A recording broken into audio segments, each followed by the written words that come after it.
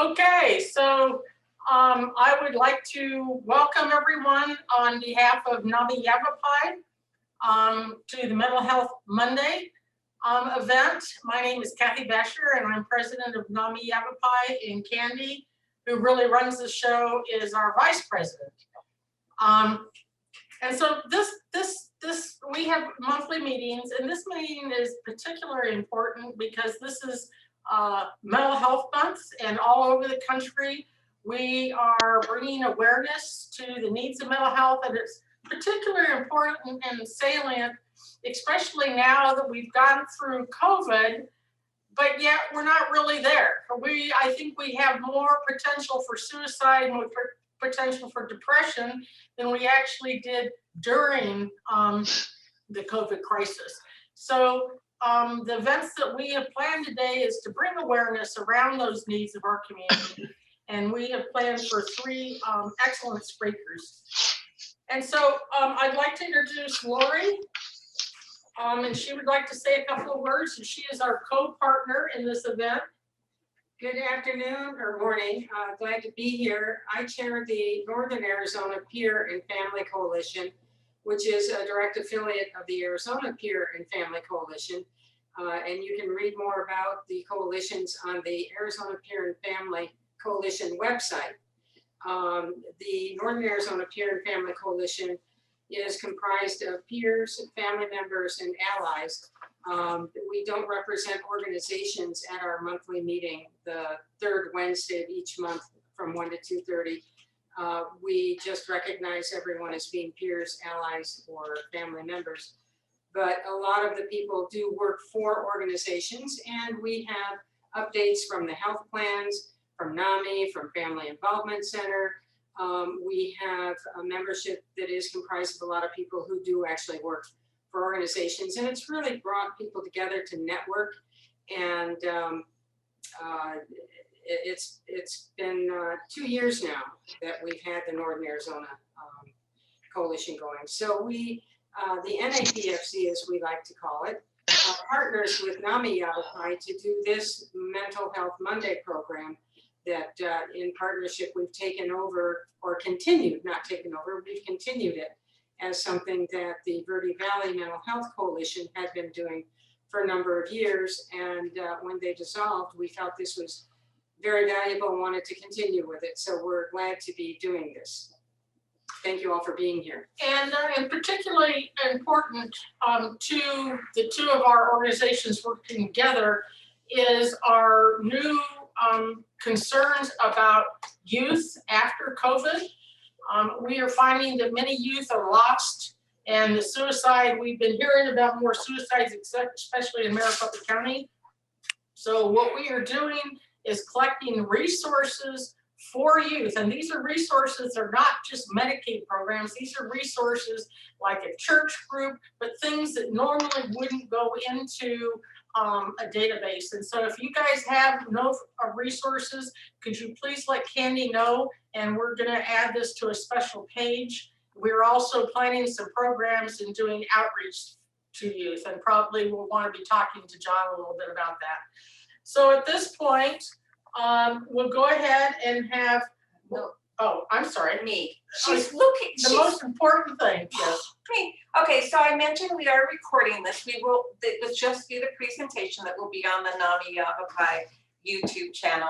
And if you want to ask a question and you do not want your name said, you can put it in the chat. You can put it privately to us, to either Lori or the one that has all three of our names on, or you can let me know that you want it removed from the tape, because we do want to protect everybody's confidentiality, and we want this to be a safe place to ask questions.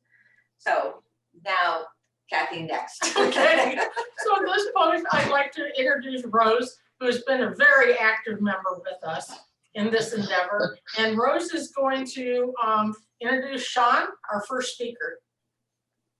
Okay, I'm very happy to introduce Sean. I've known her for many years. Sean has over 35 years of experience in the behavioral health field and currently serves as the Regional Vice President for Spectrum Healthcare. She's also a current board member of the Yavapai Justice and Mental Health Coalition. Prior to her arrival in Arizona, Sean already had a 27-year career with UP Health System in Marquette, Michigan.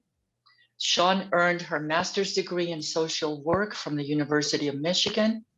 She holds addiction credentials through the Arizona Board for Certification of Addiction Counselors and is also a licensed clinical social worker via the Arizona Board of Behavioral Health Examiners. Thank you so much for inviting me today to present. I understand that I have about 10 minutes, so I have a lot that I was hoping to cover in that 10 minutes. So if I speak too fast or if you want to slow me down, just give me the sign or something along those lines.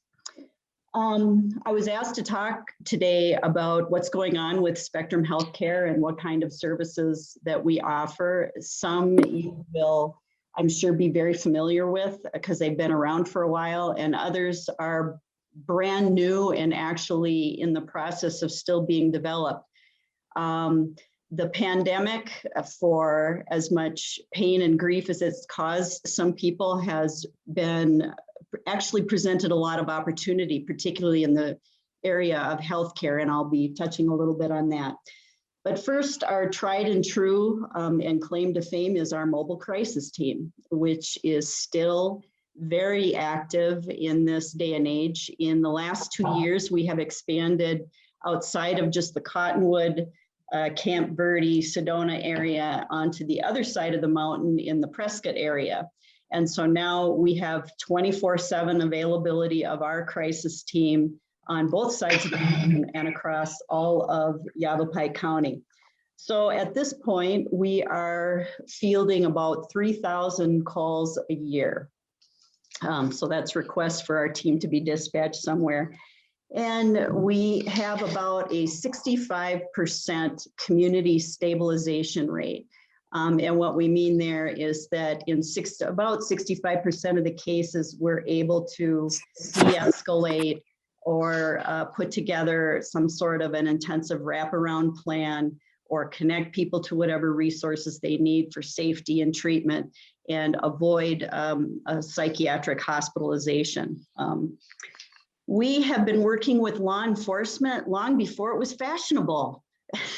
And we're very, very proud of that. And we continue our partnership with all law enforcement agencies. So I guess that would be old news. But then kind of the brand new stuff that we've been working on now for the past several months is we're actually partnering with law enforcement agencies to be a part of the 911 dispatch system. So yes, part of what we're looking at here is working with dispatch so that in some cases where it was determined appropriate, that 911 call could immediately initiate a crisis response from our mobile crisis team rather than law enforcement. Or in some cases, it might be that we both respond, depending on what's going on. So we're kind of excited about that. The other thing that we're doing in Cottonwood is we are working with the Cottonwood Police Department on a homeless outreach initiative to provide whatever services are needed out in the community for those who are without housing. So, and that seems like a good segue to talk about one of the newest things that we're doing. Has actually evolved again out of the pandemic, but if just to refresh your memory, Spectrum stepped forward early on and was providing the COVID-19 testing. And then from that, we developed curbside services so that people wouldn't need to come into a clinic site.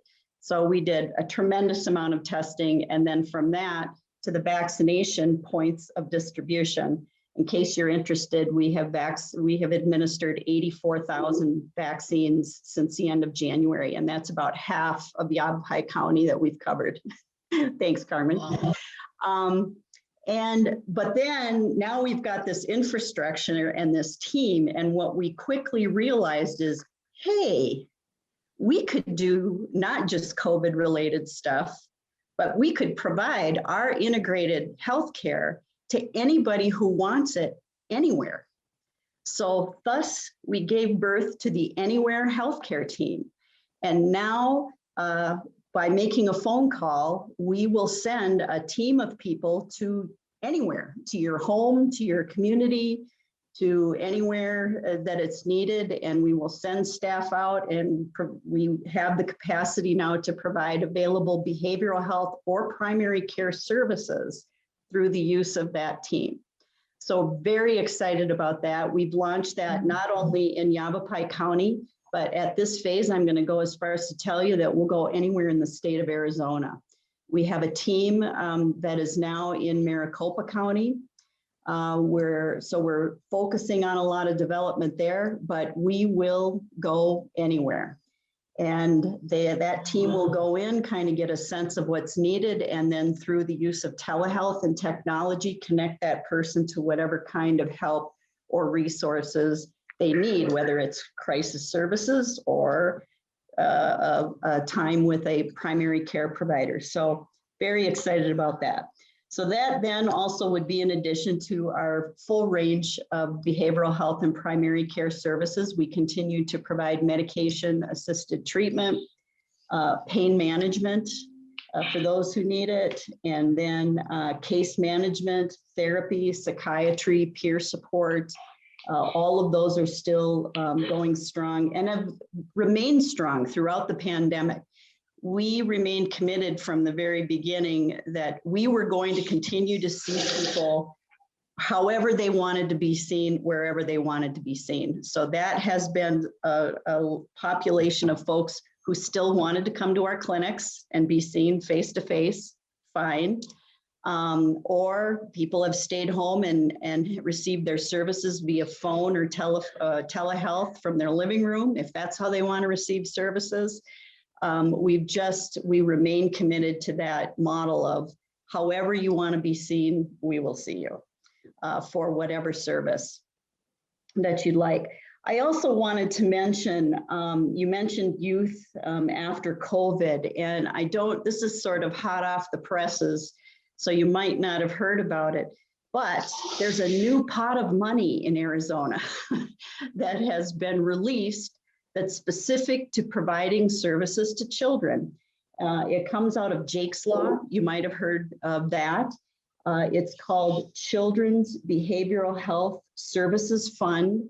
And this is a pot of money, this is super exciting, that's specifically for children who either have no health insurance or are underinsured. So even if a kid has health insurance, and of course your typical insurances won't pay for things like skills training and case management and things like that, we can use this money to provide those services to kids. The caveat here is that all we need to do to initiate that is a referral from the school. So there's the linchpin right there, is the school has a form that they need to complete and send to us. And if the school makes the referral, the kid is in. And we're able to provide services from there. So that might be something you want to keep in mind and spread the word. Right now, the commitment has been made, I think, for a year for this funding. We're hoping that it will be renewed after that, and I'm sure it'll have a lot to do with whether or not those funds are utilized. But great new resources and opportunity for the health homes to provide services to children. So that would be my spiel. Thank you, Sean. So our next speaker is John. And so Rose is going to also introduce John. Okay. Yeah, it's my pleasure again to introduce John Schuderer. I've also known him for many years. John has a master's degree in clinical counseling with a certificate in advanced graduate studies in marriage, family, and child therapy from Ottawa University. He's a retired licensed professional counselor and a licensed independent substance abuse counselor in the state of Arizona. He has experience in counseling individual adults, couples, families, and children. He served as the outpatient clinical supervisor for West Yavapai Guidance Clinic in Prescott. John is the former chairperson of the Suicide Prevention Coalition of Yavapai County, where I know he held that position for several years. John is also the father of 3 boys, but he lost his youngest son to death by suicide in May of 2001. So John will be talking about suicide awareness and prevention. So I'll turn it over to you, John. All right, thanks, Rose. It's a pleasure to be here. It's an honor to be here and be asked to speak. It's good to see some familiar faces, and hopefully we'll get to know some new faces as well. I'm going to speak from some slides. I too was told 10 minutes, so we'll see how fast I can get through these. The topic of suicide prevention is so broad, there's no way I can adequately cover it in 10 minutes. So I've picked some highlights, I think. So let's see if we can get this up and running again. I think it's this one. There. Can everybody see that? Yes, I see heads nodding. Okay, so suicide, never a fun topic to talk about, but it happens all over the place, as we know. It is preventable, especially with help. There is hope. So let's see if I can step through here. All right, now we have a technical glitch. They're not advancing. Oh, there we go. This is, Rose mentioned I have 3 boys. These were they back in, gosh, in the 90s, I think this was 3 boys. Noel is this young man here to my right, second from your left. And he and I shared a lot of common interests. One was our love for the Grand Canyon. This is without a doubt my most favorite picture of he and I together.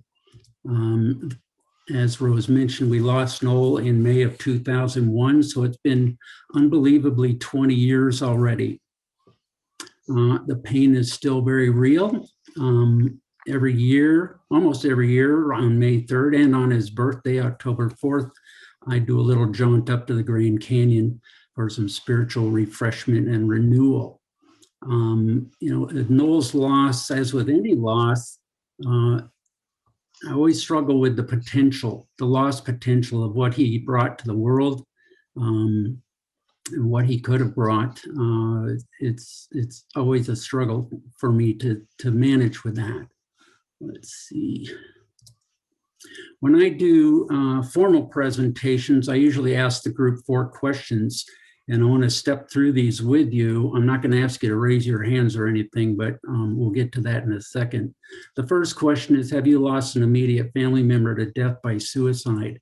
And I ask people to raise their hands if they have, and just to provide them with the information that 20% of the US population will have lost someone to suicide in their immediate family. So question 2 is, have you lost someone you know personally to death by suicide? This could be a friend, a coworker, and as it says here, 60% of the population will fall into this category.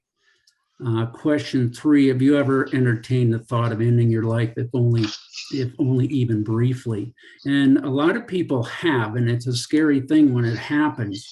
But as we know, the majority of people with suicidal thoughts, or even the question, what if I weren't here? So many people don't carry them out to their conclusion. Suicidal thoughts are preventable and treatable, and there's plenty of help available. The last question is, have you ever attempted to end your own life by suicide? And obviously, if they're in the audience and they answer yes to this question, these are folks that are at a higher risk of future attempts and completion just because of their history. And in 2018, the most recent statistics I could find was that 1.4 million adults, 18 or older, made at least one suicide attempt. So it's happening a lot. That number, a lot of the numbers we see are often stated that they're under underestimated or underreported because a lot of suicides are never reported to official channels. So when I ask these 4 questions, I tell folks, don't raise your hand until I'm done. Now, if you can answer yes to any of these 4 questions, raise your hand. Then I say, look around the room while your hands are up. And usually 90 to 98% of the hands are up. So it's a topic that affects so many people, but we just don't talk about it. It's one of those things, it's a taboo kind of in our society. Just a couple of quick statistics. Women attempt suicide 4 times more often than men, but men die by suicide 4 times more often than women. And why is that? Men tend to use more lethal means such as firearms. But we're also seeing nowadays more and more women are starting to use firearms in their attempts to die by suicide. Kind of a disturbing statistic. 3 feelings pop up when we talk about suicide that people struggle with. One is feeling helpless. There's just no help for them. They feel worthless or hopeless. They've just given up. So any one or all 3 of those often contribute to thoughts of suicide. And they're all treatable. Through talk therapy, we can deal with these. This is another diagram that I picked up along the way from, I always forget his name, Thomas Joyner. There it is, Thomas Joyner, from his book, Why People Die by Suicide. And up in the upper left there, it says a desire for suicide. That may be a person who's considering taking their own life. And 2 of the biggies that contribute to that are a perceived burdensomeness. That's his word, not mine. They perceive they're a burden on their family. This often occurs with elderly folks who have to be taken care of. The families are providing physical, monetary, economic, you name it, all kinds of things. And the person just feels like they're a burden to their family or friends.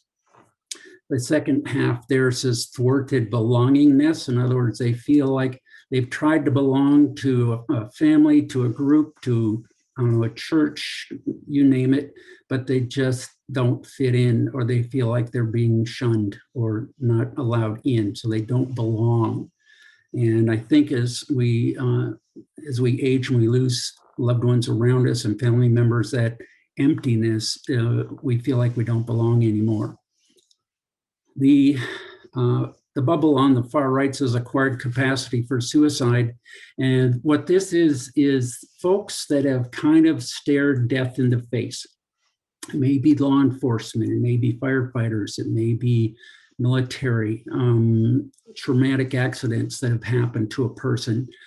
So death isn't quite as scary. So that's why it says acquired capacity. They're a little bit higher risk. And then this red area here, when you've got this going on along with these 2 things and the desire for suicide, this type of a person is really at high risk for suicide completion.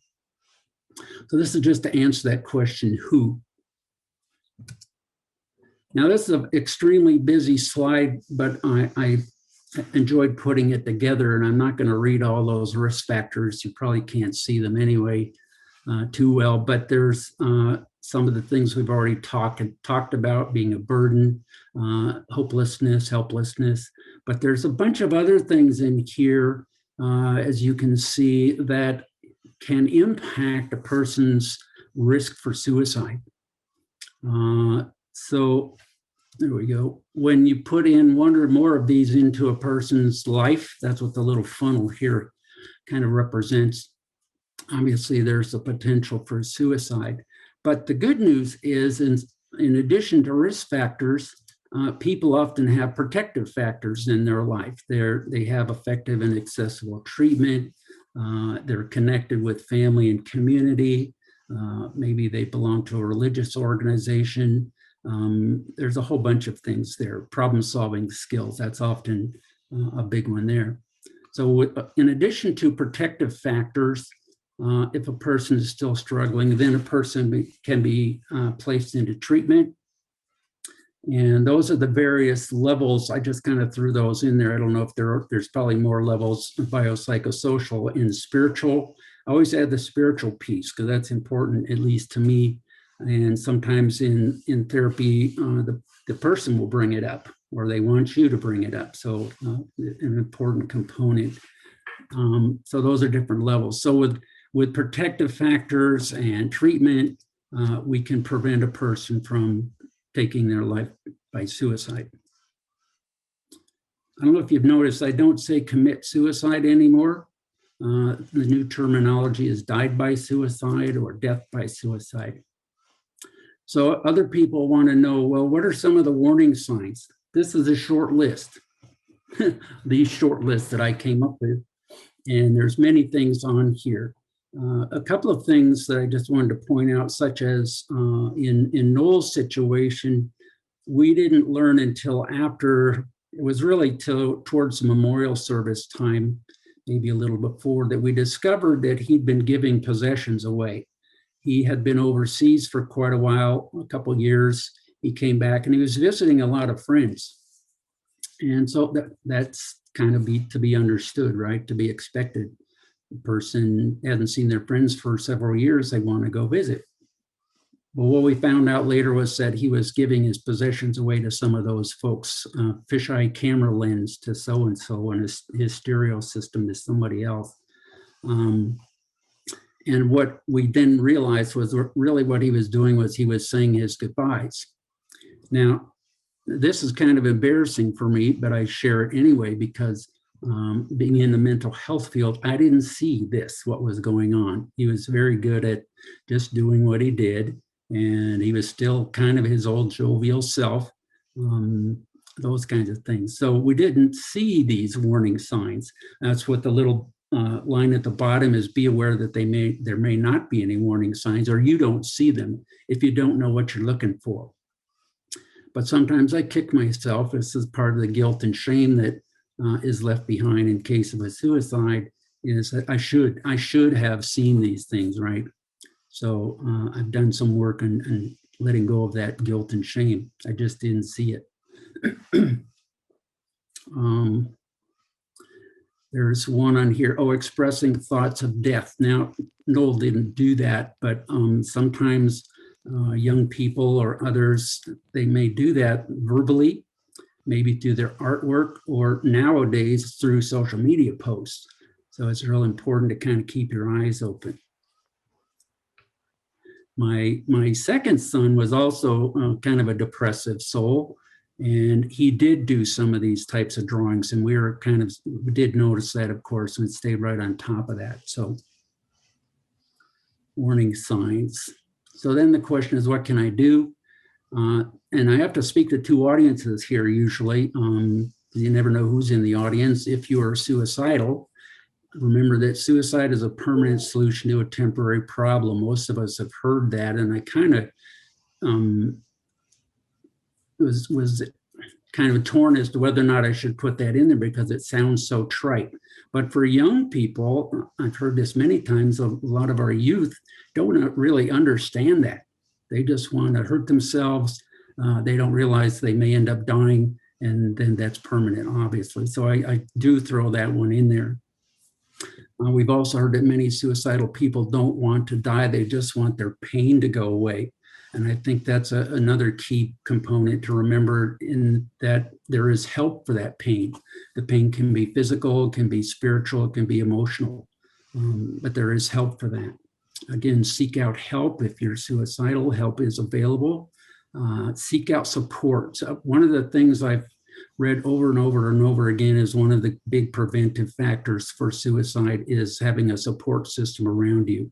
Relationships are so important. And don't give up, you're worth it. Always let people know that. Now, if someone you know may be suicidal, what I tell people is pay attention, particularly if you're a family member, but can also be just a regular friend. Pay attention, because you know what is a normal behavior for them. And if that behavior starts to shift and change, then that's a little warning flag that pops up. Something's going on. It doesn't mean they're suicidal, but pay attention. Trust your gut. I just know something is wrong with Charlie. Pay attention. Have a conversation with them. Talk to them. Let them know you're concerned. Validate any feelings that they express.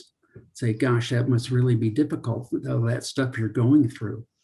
And if it's appropriate, and if you're truly worried about possible suicide, ask the very painful and difficult question. Have you been thinking about killing yourself?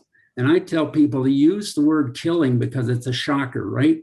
Oh, this person's seeing what's going on in my life and they think I'm going to kill myself. But the other thing this question does is that it opens up the conversation to another level. They know you're serious and maybe that you're a safe person to talk to about it. Provide education, advocacy, guidance. In other words, just be there for that person. Do what you can. Not everybody has to be a therapist. This is scary when you think they're suicidal, is very scary because I'm not a professional. I don't know what to do. Just have a conversation, come from your heart. If warranted, contact crisis services immediately. And what I put down here at the bottom is do not use guilt or shame in this conversation that you're going to have with a person.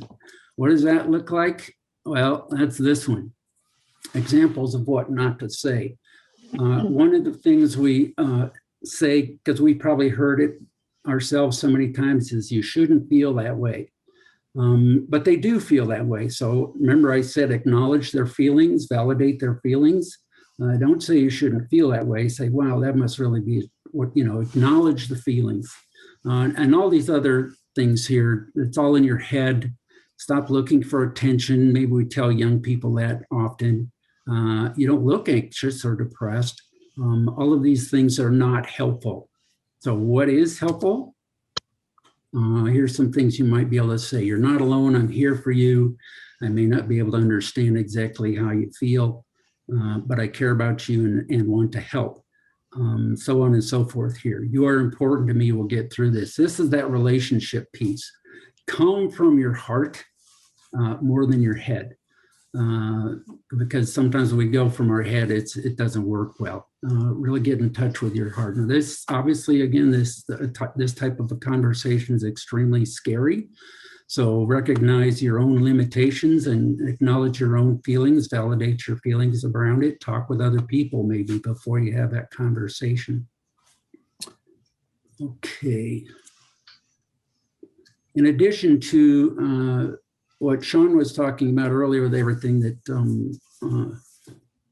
her organization has, here's just a couple that I threw together real fast. National Suicide Prevention Lifeline. Here's the phone number. Most people are aware of this.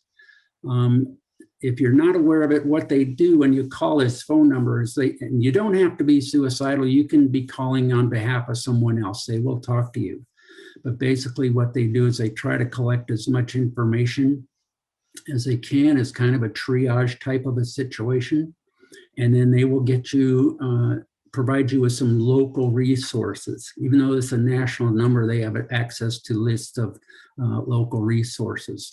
Another good list of local resources is the NAMI online resource directory. This was already referred to earlier. And I went there. I had never seen this list before, and I was really impressed with all the stuff that's in there. I made a note over here that you said you wanted some more resources, so I'll review it in terms of suicide prevention and provide you with some more stuff. I saw some good ones in there. One is the Teen Lifeline out of Phoenix. It's if I remember right, it's a 1-800 number. It's provided by youth, answer the phones. They're all trained and they're supervised by professionals. So when a youth calls, they're going to want to talk to another youth rather than an adult most of the time, right? So that was on NAMI's list. I was very impressed. This is so important. Your mental health is just as important as your physical health. We think of physical health from the neck down, right? But it also includes our head. That mental health, we need to include that. The wraparound services that Sean was talking about is really important. And just to remember, you are not alone. I love the theme of this presentation. So this is me. That's a very quick, I don't know if I went over or not. If I did, I apologize, but I am available to do more formal presentations. It usually takes me an hour to an hour and a half, depends on how much time you have to give me. I can do it in 15 or 10, but I prefer an hour to an hour and a half. So if anyone is looking for more information on suicide prevention, much greater detail, please contact me. So that's all I have. Thank you. Thank you so much, John. And you actually got extra points for mentioning our resource page. Candy is chirping back here in the background. So You're we're very welcome. proud of it. So thank you, and please stay around because we do have some people have some questions. Great. For some of you don't know, I'm a peer. I spent 7 years in mental hospitals, including the Arizona State Hospital.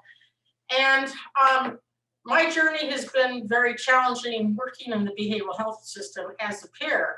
And so today I would like to introduce one of my heroes, Dawn McReynolds, who I've known for about 15 years. And she's kind of cocking her head when I said she's my hero. But Dawn, you know, I kind of mentored Dawn way back. And Dawn got into a power position. She's director of the OIFA, Office of Individual and Family Affairs for United Health. But she has adhered to the values and the things that I thought were so important. And to have someone, when you retire, go on and carry your message is extremely rewarding. And so I just want to thank you publicly, Dawn, and then turn this over to you because you're going to be talking about peer recovery and support, and that's what our relationship has been. That's wonderful. Thank you so much, Kathy. There's no amount of appreciation that I can express for everything that you stood by my side through. Hi, everybody. As Kathy said, I'm an individual with lived experience, and I'm also a family member. Normally, when I speak about my history, living in the inner city of Detroit and being homeless, and Kathy, you know, really, oddly enough, I met her in California and kind of stalked her when I found out that she was actually in Arizona, and became not only a mentor of mine, but also a very dear friend. And through the years, I still learn from her. So, you know, one of the hardest things to do is talk from a perspective of where you were when you were experiencing, you know, your mental health crisis. It's easy to explain the resources that were there. It's easy to explain how deep and wide friendships became and how important community is. It's very, very difficult to express the emotions and the thought process when you're sick and you know, things just aren't connecting. You know, I have to tell you, I recently spoke for the Mental Health Awareness Coalition here in Arizona, and they wanted to film me back at where I slept when I was homeless, when I had my experiences. And one of the places that I slept was at the state fairgrounds. And then there's a gym. I don't know if any of you are familiar with Phoenix, but there's a gym on 18th Avenue in Van Buren where the owner would let us, some of us, come in and shower and would give us food. And I would walk across the street to the Department of Behavioral Health where I was working for Kathy. And she got me involved in an Olmstead committee, which was all about homelessness. And they flew me to my home state, Michigan, and, you know, and I was sleeping in my car and at the state fairgrounds. And I finally had enough courage, because of Kathy's non-judgmental way about her and her complete ability to accept everyone for who they are. I told her, I disclosed I couldn't sleep in this on the state fairgrounds or in people's houses anymore. I needed support, and I disclosed, and that was the beginning of my journey of recovery. Many people know that there are two basic types of support services from a lived experience component, and those who are credentialed as peer supports and those who are credentialed as family supports. And when I was at my sickest, I was in, do you know the hospital, Kathy, the name of the hospital up there? It was Larry Green's hospital, Windhaven. Windhaven, and thank you. And I remember sitting in the hallway on the floor with a whole bunch of patients, and everybody was kind of talking and doing their thing. And I remember in my mind having a disconnect that I felt, this is not me. I don't belong here. And so I would go into these groups and sit and listen and try to think my way out of how I was feeling, or try to suppress how I was feeling. Like, no, that can't be how I'm really feeling. That can't be how I'm really thinking. And I called my family, and well, first of all, the shock of me being in a mental hospital was, what? Where are you? You're one of the strongest people we know. And, I just felt so bad because nobody was feeling like, I was feeling like I was alone in that journey. And so I reached out to Kathy. She was my lifeline while I was in that hospital, because she was the only person that I knew in the whole world that was not telling me something was wrong with me, and telling me I was going to be okay. Now, when John was presenting, I was check, check, check, check, check, check, with so many of those feeling words that he had in his presentation.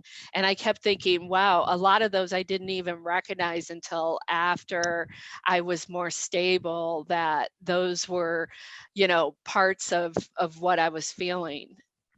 And then there was this peer support in the work group. And she started talking to me, and she came from the same perspective as Kathy always did, which wasn't a judgmental perspective, but it was a, I've been where you are, I see where you are, I get where you are. And she was really the reason that I started opening up. And when I started opening up, the floodgates opened. I realized that growing up in the inner city of Detroit I was filled with anxiety and anger and fear, and living with abuse in my household and fear outside of my household was just too much. It detached me from myself. And so the peer support and recovery experience is very unique to every individual. So from my perspective, had Kathy been a different type of person, or had that peer support not been there, I don't know where I would be today. When we were filming for the Mental Health Awareness Coalition, the owner of the gym came out, and please know, this was several years ago that I was there. He came out, he recognized me, and he walked across the street and he hugged me. And he said, "You look so beautiful. I always knew you had it in you." And I was taken back that there were all these connection points throughout my journey of recovery, from, individuals in a clinic, to friends, to mentors like Kathy, to people that were in the community that had been homeless and were telling me where to go for resources and where to sleep that's safe. All these moments I reflected on and thought things could have gone so differently. What I want to say today is there is a place and a moment in every individual's life, whether you're a person with lived experience or you're a family member, where there's a recognition of the support that you have. That only can happen once you're through your crisis moments, once you start stabilizing, once you start being able to recognize that there are connections that were made. I never could have expressed to Kathy the amount of loyalty and appreciation that I have for her, for everything that she was doing for me, because I didn't recognize it. I wasn't able to connect with it when I was sick. Does that make sense? If you could just wave your hand and show me you understand. It's a process that we all are in, and the support that you can pour out to your loved ones or those that are you're working with in your agency. Sean, your story was, I loved hearing what you folks are doing because it's so essential. We all need that help, and to hear that somebody's going wherever we are is amazing. And so but we also have to understand that when an individual is broken or in those crisis moments, they may not be able to recognize that support. And so they are taking a huge step of trust in stepping into receiving help. And the best thing that we can do for individuals is provide them the hope of somebody that knows that walk, that understands that pressure, that understands personally what those steps are and how courageous it is for an individual to start talking about their experience. And they'll only get that from people that have either been there and done it, or people that have been working for years and years with people like me that understand that process. So all of you are so important to an individual's life, as a family member, as a friend, as a professional, that we have a message of hope, that when an individual is able to reach out, that's the beginning stage of their hope and their healing. And so I think we're all, as a community, an integral piece of that. I know for me, if I wouldn't have had that, I honestly don't know that I would be here today. And that's what I have to share. Don, that was absolutely beautiful. We've had 3 wonderful speakers. For some of you, Don and I, well, all of us in this room belong to the peer and family community, and it's a big community, and George too. And we support each other, we're there for each other, and we connect. We're communicating all over the state on a daily basis. And so up here in Northern Arizona, it isn't that known. We're making inroads and trying to become more supportive and offer more resources. And I think today has been a wonderful example of that. So at this point, I would like to open up, Frankie and I would like to open up the conversation for questions. And I think Lori was wanting to ask John a question. Actually, I'm seeing on the chat, I do have a couple of questions, but for Sean, what is Spectrum's relationship with West Yavapai Guidance Clinic? Oh, well, we are in the same business, so to speak. We have a good relationship with them. And in the last year, we actually did something that I think is particularly innovative with West Yavapai Guidance Clinic. And that is the Yavapai County Attorney's Office put a bid out for the creation of a diversion program in Yavapai County. And Spectrum kind of had a sense that West Yavapai would have their eye on that. And West Yavapai kind of had a sense that Spectrum would have their eye on that contract. And so what we did is we partnered and actually formed a new company called Complete Care Partners. So this partnership submitted a bid and won it, so that both West Yavapai and Spectrum are partners in this business, and we operationalized that program together. That frankly has been so successful and so cool and so good for everybody that tomorrow, I believe I have a meeting with Judge Napper, who asked us Complete Care Partners to submit a proposal to run the outpatient restoration to competency program in Yavapai County. I don't know if you're aware of this, but right now when they have an outpatient person, they're sending them to Mesa, which I cannot believe. If you're questioning competency and then asking someone to get to Mesa for services, probably isn't the best thing for that person. So we're going to be taking on that responsibility to coordinate those services. I hope. Keep your fingers crossed. We'll find out more tomorrow. But yeah, we regularly send our clients, especially our crisis services folks, coordinate with West Yavapai to facilitate referrals to the Crisis Stabilization Unit, to Windhaven Psychiatric Hospital. They make referrals to our Momentum programs regularly, our residential treatment programs. And so I believe we have a very good collegial relationship with them.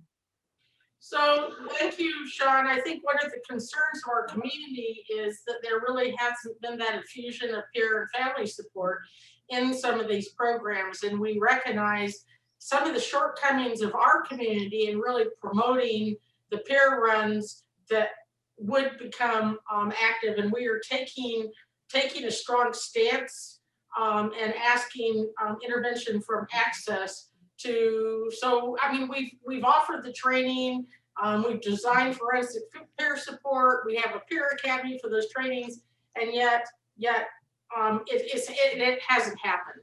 And I don't think it's from lack of you guys trying. I think it's some shortcomings at our end, and we're going to be working on that. Okay, let me know how I can help.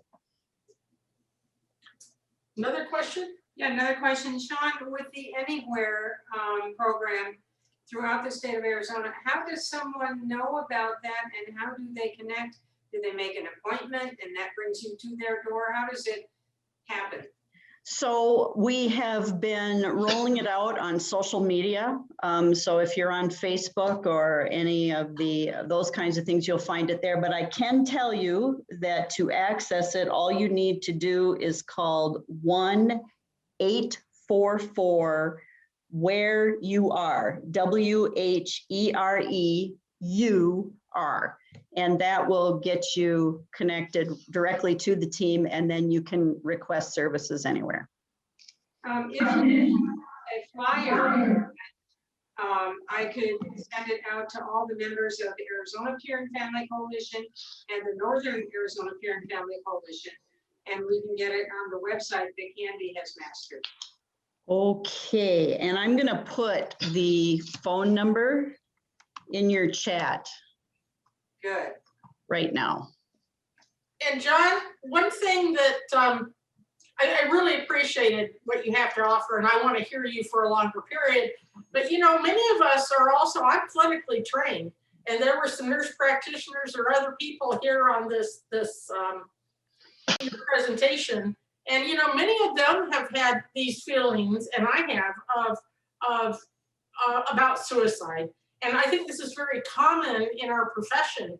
And sometimes we're the hardest ones to reach because it's, I mean, we know it all, you know, and, you know, I think there's another sense and added to that hopelessness with people working in our profession, you know, the trauma that we experience just over and over. Any comment on that? Oh my.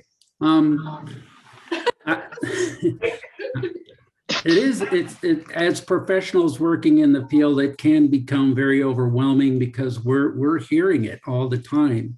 I know when I was in active counseling services, there were times when I thought the whole world was all messed up. And everybody had all these problems. I didn't see any healthy people. So what I had to do was kind of take assessment of myself, recognize that first, that that's kind of where I was, and then reach out and talk to other people, my peer support people. For example, when Noel died, I was working at a clinic down in Phoenix Interfaith Counseling. I don't know if they're still around or not, but those folks were my huge support system for Noel's death. when I was a professional later on, obviously later doing Was all the that work I was Gary doing. Kriege? Is that Gary Pardon? Kriege? Pardon? Is that Gary Kriege? Yes, Gary worked there, yes. I can't remember all the names, but it was a great organization to work for. They were very supportive of me. But yes, as professionals, we need to take care of ourselves, and that's hard. You know, it's like probably doctors and nurses, I think in our hearts, we want to help other people, and we kind of overlook the needs that we have for ourselves. So it's acknowledge that you have that, or listen to sometimes it comes to us from our coworkers. You know, John, you're just not quite, that's where they're paying attention. John, you're not yourself. Something's different. You're much more quiet than you used to be, or you're not as joking anymore. So they're reflecting back to me that something's going on. So be sure and listen. We often dismiss it and say, oh, it's no big deal. I'm fine. How many times have we said that? No, I'm fine. And what I've heard lots of different acronyms for that, but one I've heard that I like is feelings inside not expressed. So again, just reach out. Listen to what other people are telling you. Trust your own gut. You know, this is really getting to me. I'm struggling, but I have to be tough. You know, we've all grown up in the land of the Marlboro man, whether we're men or women. You know, it's that huge independent, I've got to be tough and tough it out and be the guy or the gal. So I don't know if that answers your question, but and keep an eye out for your colleagues too. And don't be afraid to check in with them and let them know what's going on. Real quick story once, this was before I even got into this field, I was in computer field, and one of my supervisors was not being himself, and I brought it up to him once. And he says, no, I'm fine. I says, why? He says, why did you ask? And I said, because you're not your old jovial self. He says, oh, so it shows. I said, yeah, it does. What's going on? He said, oh, nothing. So what I found out later was he was going through a divorce. And so we got to have some of that conversation as well, but pointing it out to people sometimes will knock them off their I'm fine kind of attitude. So Don, we don't have any other questions. I wanted to ask Donna a question. Don, you part of your job at United Health, you have these people, these mucky mucks, making decisions at very high levels, and they're making the best decisions they think are being made. But the way they manifest themselves and operationalize themselves at the bottom level isn't always what they meant.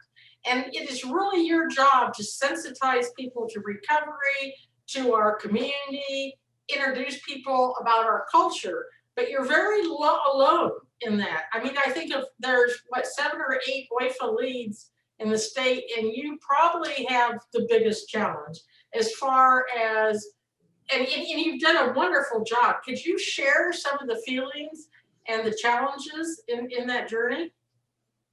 Yeah, well, my background was nonprofit work. And so until, I worked in behavioral health for 30 plus years now, but in the nonprofit realm. So when, as you know, when your environment at the department that you had was very welcoming, and we all knew we were either family members or individuals with lived experience, so there was kind of a camaraderie there. And moving into the professional arena of an insurance company that was really new in the access realm with regard to the Medicaid population, they went out for the bid, and they did get contracted with the access complete care plan. And so part of that process that you actually wrote into the contracts when you were the bureau chief was that all of the plans had an OIFA office. And so they didn't even know what OIFA was, at my level when I was being interviewed. And so I had to explain to them. And so it really was very unique because there's that old saying in the recovery realm, if you spot it, you got it, you know, and in order to spot it, you have to have it, right? And so there were a lot of individuals that obviously, you know, had their personal experiences with, you know, mental illness and you know, different varying personal experiences. However, they were not out or talking about it or, you know, identified. So it was the struggle was on both ends. The struggle was me coming into a professional arena that really did not have the exposure of individuals with lived experience, and then also my personhood from my work history of coming into the arena where people just know how to professionally speak and present themselves, where I was more rubber meets the road kind of gal, where I would just kind of say what I thought, which, you know, so there was a learning curve on both sides. You know, fast forwarding, it was very challenging because there's a lot of community cultural identity when you are a person with lived experience that comes with you wherever you are. And one thing that I have never forgotten that you told me years ago when I first started working for you was that you'll be challenged, you'll be stretched, but the one thing you can't be is silent. And so, of course, that's my interpretation of what you were saying. But it was very challenging because I knew I had responsibility to speak on behalf of a population that was voiceless and that I needed to educate. And when you're educating from a personal point of view of lived experience to clinicians and doctors and CEOs, you have to be very mindful and respectful of the work that they do.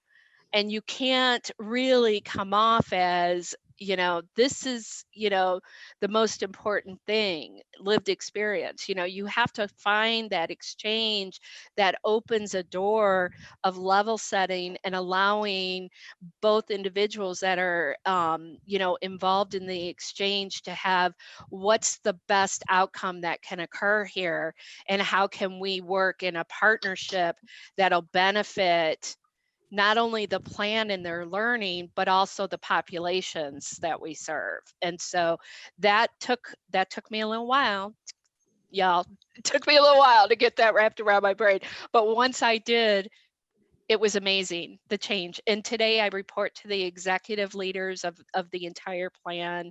They include me in emails of questions and concerns and projects that we may be able to do. So it's, you know, it's still a journey, but it's really wonderful compared to where I was when I walked in the door. Do we have any other questions? If not, we're just dominating because I still have a list of questions. Oh, go ahead, ask her. Anybody else though? Raise your hand. Just really quick, I do have another meeting that I have to jump off to, but I wanted to thank you all for listening, and I hope that you take something away from what I shared. So thank you for having me.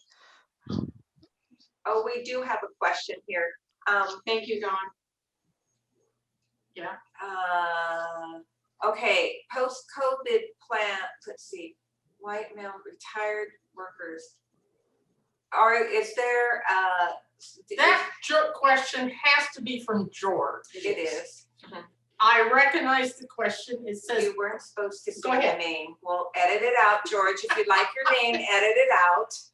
I'm the cop. Okay. Do you want to go ahead and say? No, Oh, he wants to know if they're seeing a spike in suicide in older people post-COVID. So Sean and John, either one can take it. Unmute, there we go. My little tab bar wasn't working. Good question, George. Older white males are always the highest risk group. Actually, young males up to about 45 and then 65 and up are always at high risk. What's interesting about the pandemic is I've heard mixed messages, but the primary message that I've been getting is that during any major crisis situation that affects like a whole nation, in this case, that's the whole world, that suicides tend to drop. The number of suicides tend to drop during the pandemic, but it's afterwards that they start to spike up again. So we're starting to enter that phase now with the lifting of restrictions and things. And the reason they think that suicide goes down during those crisis periods is because people are checking on one another. I would imagine that most of us have been checking on our family and friends and neighbors. Hey, how you doing? I'm thinking about you. Can I bring you any food? Can I go shopping for you? You know, so there's that relationship thing again. So when the crisis lifts, we kind of tend to back off of that and then start going back to quote unquote normal, the way we behave with one another. So what's interesting about the question, and I failed to mention this in my comments earlier, was that often when I do presentations, people might be thinking, well, I'm not at risk, I'm pretty healthy. But it can be something like a pandemic, it can be something like the loss of a loved one that can throw you into that mode of starting to think about ending your life. So I don't know if I answered the question. Well, I'd like to add a little bit to that, John. I think many of us, especially in the peer and family community, we're giving back. You know, we've had a lot of trauma. We cope with trauma with giving back. During COVID, we had support groups. We mustered, you know, we were doing Zoom all day. We felt good. We were needed. And then all of a sudden, the doors opened up and there we are. Yeah. I mean, who needs me anymore? I'm not 65 and male, but I'm 71 and female. You know, and I'm going, what the hell has just happened to me? So, you know, it's a real struggle to find other things to fit in and to move on from that. Right, it's easy to go into that feeling useless again. Right. Why am I here? I was so needed. Now everybody's forgotten about me. I think Rose had a question. Did you, Rose? I think, yeah, I wasn't going to, but since I'm here, I wanted to find out from Sean, which agency has the Title 36 contract now for Yavapai County? It's still Pronghorn. It is still Pronghorn. Okay. Yes. I was wondering if anything had changed in that regard. Okay. Not yet. Okay. And I had another question for Sean that actually came up in a support group last week. And it was, how is it determined whether or not when someone calls the crisis line and the team's going out, whether or not they bring police support with them? How is that decision made? In a word, safety. So if we, the first thing that comes to mind is if there are firearms involved, that's almost a guarantee that the police are going to be called in to secure the scene, as much for the safety of the individual as for the safety of everyone else around. And sometimes it's a matter of if the call comes in through us and if that person is known to us, well, and we have a history of them not being a risk to other people, then, you know, then even if they're saying things that are potentially inflammatory, we won't call the police. And on the other hand, if it's somebody who has a history of violence and is known to have a history of physical aggression or then that's going to be something that we are going to call the police into. And we've got Kim Foy. I don't know, Kim, if you, would you like to share anything? I just so appreciate being able to participate in this. I am a parent and I have a 35-year-old son who actually just turned 36, but has a substance use problem and is not ready to deal with it. And I really don't know what to do about it. I kind of feel like the dentist with the kids with the bad teeth because I don't know how to navigate this for myself. And I can do it for other folks, and I think that's the power of that peer support is that we don't always know what to do to help our loved ones, you know, that we do need each other to help us discuss the problem and create a plan going forward. But I have not been successful with helping him. Kim, I'm sorry to hear that. I wasn't aware. I've always seen you as an advocate and know the system and can negotiate it. So if you're having challenges, oh my goodness. So if we can do anything, let us know. Thank you so much. So, and Kim is more, you're more from Maricopa, right, Kim? Not up here? I live in Chandler, yes, but my position with DDD is statewide. So Okay. I appreciate being informed statewide. Thank you. Okay. So, is there anyone else that would like to share that hasn't had the opportunity? John, go ahead. Yeah, I just wanted to make another comment. It's not a question, but I've just started reading a new book. I don't know how new it is, but it's called Stay, A History of Suicide and the Arguments Against It by Jennifer Michael Hecht. And I've only just begun reading this book. But one of the things that it was one of those little light bulb things, like I never thought about that before, but she talks about how, you know, a single suicide has such a huge ripple effect through the family, through the community. We're talking about young people early on in this meeting about their suicides, and just one death there can cause 2 or 3, 4, 5, 6 more. I know Chandler a few years back had a huge problem with that. But what she says, and I think she's talking to the folks that are considering suicide, is that even though it's a struggle every day to stay alive, that carries a huge impact as well. And the decision to stay instead of going carries a huge impact for other people. Well, if John can manage through what he's going through and choose to stay alive, then I can do the same thing. There was something I just never thought about, the impact of a person who's struggling with that and deciding to stay here and tough it out with us. And she says she's very big, from what I can tell so far, on that relationship aspect. One of the things in my advocacy work that we're always talking about prevention and intervention, and postvention, what happens afterwards. But one of my interests falls in the area of upstream prevention. In other words, our society has got to do a better job of loving and caring for one another.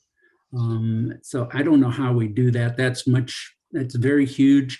A lot of you folks are already involved in organizations doing that, taking care and helping people. But it even goes back into our childhood, the messages we received. And I call that the crap that we've internalized and taken on and own it when it's really not true about how valuable and precious that we are. We didn't get those messages for a lot of us. So that's part of the upstream prevention piece for me. So Rose just reminded me of another question that came up at NAMI Family Support Group. And that was, when the crisis team goes out and is dealing with someone who has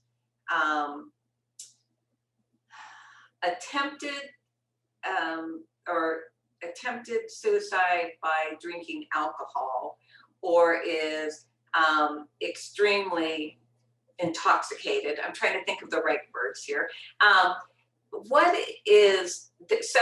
the reports we've had back, and I want to clarify this, is that when we get a report back, we know that that is someone's perspective and their perception, not necessarily exactly what happened. But the reports we've had before is that the crisis team said they'll sleep it off and leaves.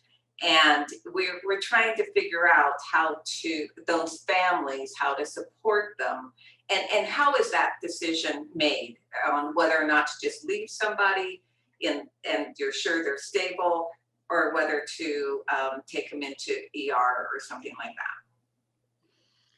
So that, as you can imagine, is a very tricky situation.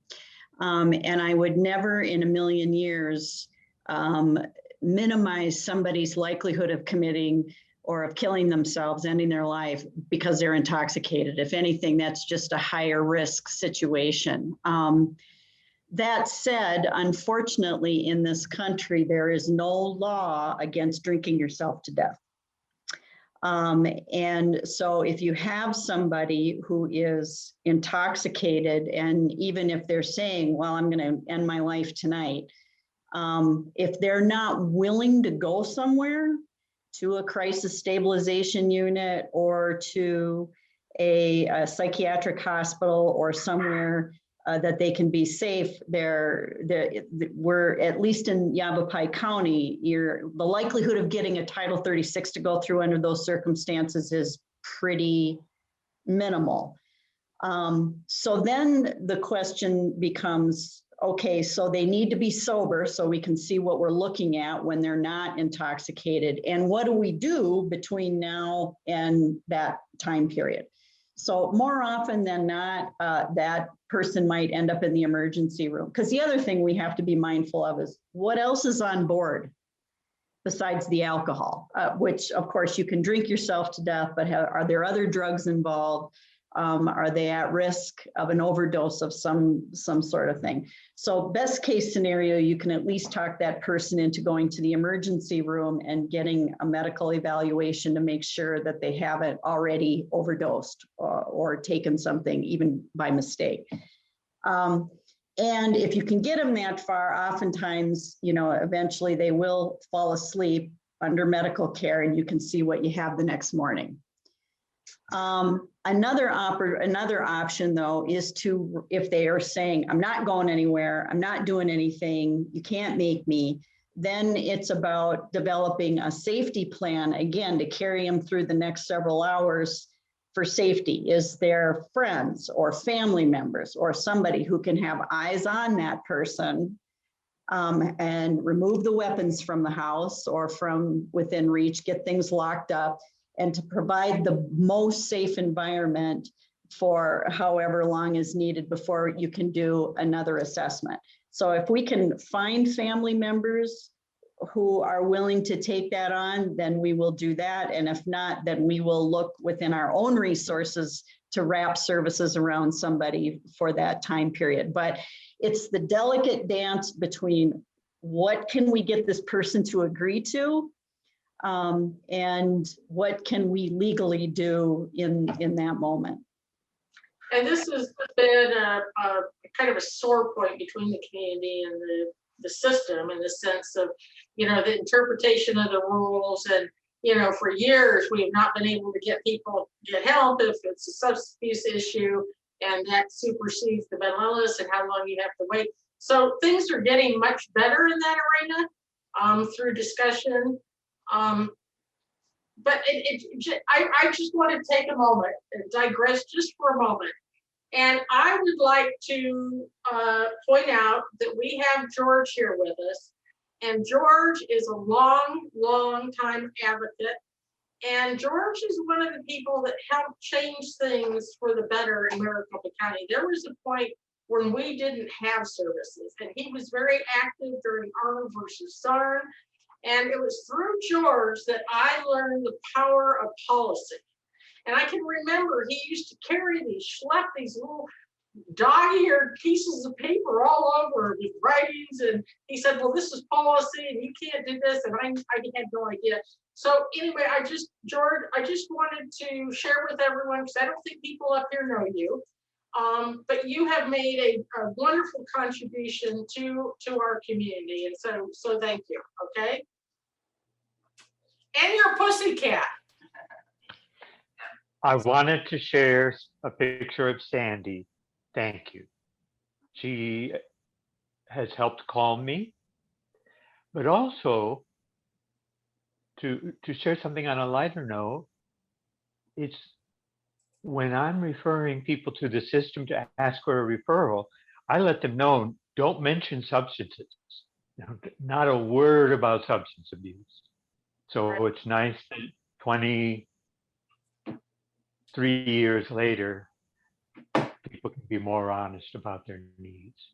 My announcement would be, for mental health issues, please call the Arizona NAMI office, and the gentleman taking the call is a paid peer who is a wonderful resource.